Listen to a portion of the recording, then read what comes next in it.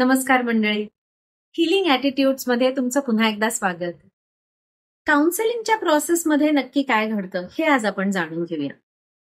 जेव्हा तुम्ही माझ्याकडे एखाद्या गोष्टीच्या मार्गदर्शनासाठी येता तेव्हा आधी आपण तुमची सगळी माहिती घेतो. साहजिकच तुम्ही तुमची माहिती देता. तुमच्या आयुष्यात आता काय काय घडतंय, तुम्हाला काय प्रॉब्लेम्स आहेत याची माहिती देता. आणि ट्रस्ट मी, तुम्ही जेव्हा हे सगळ्या गोष्टी शब्दात व्यक्त करत असता तेव्हा आपोआपच तुम्हाला सुद्धा वास्तवतेचं भान अधिक चांगल्या तऱ्हेने येत असतं. तुमच्या लक्षात येत असतं की सिच्युएशन काय आहे आणि आपण त्याकडे कशा तऱ्हेने बघतोय. म्हणजे बोलण्यातनच पहिल्यांदा अवेअरनेसची सुरुवात होते. अर्थातच मी तुम्हाला आणखीन प्रश्न विचारून तुमचा अवेअरनेस आणखीन खोल खोल खोल घेऊन जाते.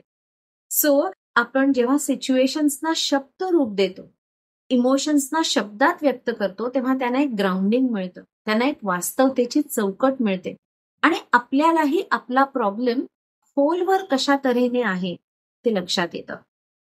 बऱ्याचदा जेव्हा तुम्ही माझ्याशी बोलत असता तेव्हा तुम्हाला रडायला येतं. साहजिकच लोक इमोशनल होतात आणि त्यांच्या बॉडी लँग्वेज मधनं जे व्यक्त होत असतं ना, त्याच्या आधारे मी त्यांना आणखीन अवेअरनेस क्रिएट करू शकते. म्हणजे मी लोकांना हे सांगू शकते की त्यांना लक्षात नाही आलंय पण ते रागावलेत ऍक्च्युली कोणावरती तरी, किंवा त्यांना लक्षात नाही आलंय पण त्यांच्या मनात खूप डिस्गस्टेड, खूप हेट्रेडची भावना आहे. बॉडी लँग्वेज मधनं सुद्धा मी तुम्हाला खूप सारी मदत करू शकते तुमच्या भावना ओळखायला. साहजिकच जेव्हा आपल्या मनातल्या गोष्टी कोणीतरी ऐकतंय, कोणीतरी आपल्या भावना समजून घेतंय हे फील आपल्याला येतं ना, तेव्हा एक खूप मोठा दिलासा आपल्याला मिळतो. आणि हे सगळं वर्णन करता करता हळूहळू तुमच्या मनाची तयारी होते की याला आपल्याला आता डील करायचंय. सेशन्सच्या थ्रू पहिला मुद्दा असा असतो की तो अवेअरनेस निर्माण करायचा तुमच्यामध्ये, तुमच्या इमोशन्स व्यक्त करायला तुम्हाला मदत करायची. आणि हे करता करता तुमची पर्सनॅलिटी जाणून तुमच्यासाठी काय अप्रोचेस किंवा काय चॉईसेस ह्या सिच्युएशन डील करण्यासाठी उपयुक्त आहेत याची तुमच्याशी चर्चा करायची. लक्षात घ्या मी काय किंवा इतर कुठलेही काउन्सिलर काय, आम्ही कधीही उपदेश करत नाही.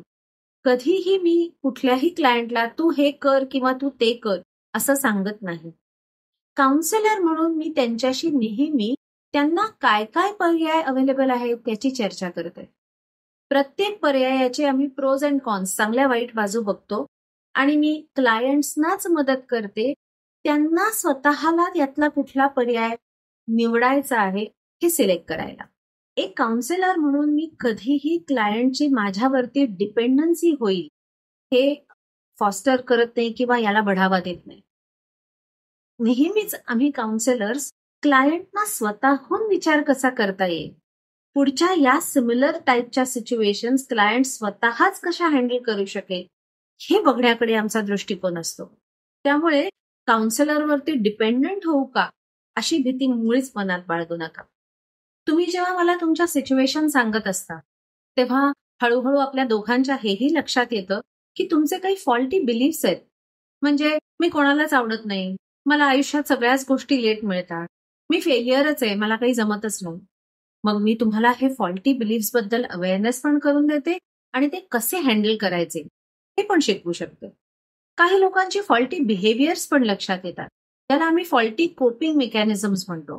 म्हणजे तुम्हाला खूप दुःख झालं तर तुम्ही पांघरून घेऊन झोपून टाकता, त्या दुःखाला डील करण्यापेक्षा एस्केप करण्याकडे कल असतो. किंवा काही लोक खूप अपसेट झाले की ते स्ट्रेस ईटिंग करतात, त्यामुळे त्यांचं वजन वाढतं. म्हणजे एक प्रॉब्लेम डील करायला दुसरा प्रॉब्लेम जन्माला येतो. अशा बऱ्याच गोष्टींचा अवेअरनेस तुम्हाला माझ्याशी बोलता बोलता येतो. आणि हे सगळं होत असताना तुम्हाला तुमचे ॲटिट्यूड्स, तुमचे थॉट्स, तुमचे बिलीफ्स कुठे प्रॉब्लेमॅटिक होत आहेत, कुठे अनहेल्दी होत आहेत हे लक्षात येतं आणि त्यातनं एक हिलिंग ॲटिट्यूड तुम्हाला शोधून देणं हे माझं काम असतं.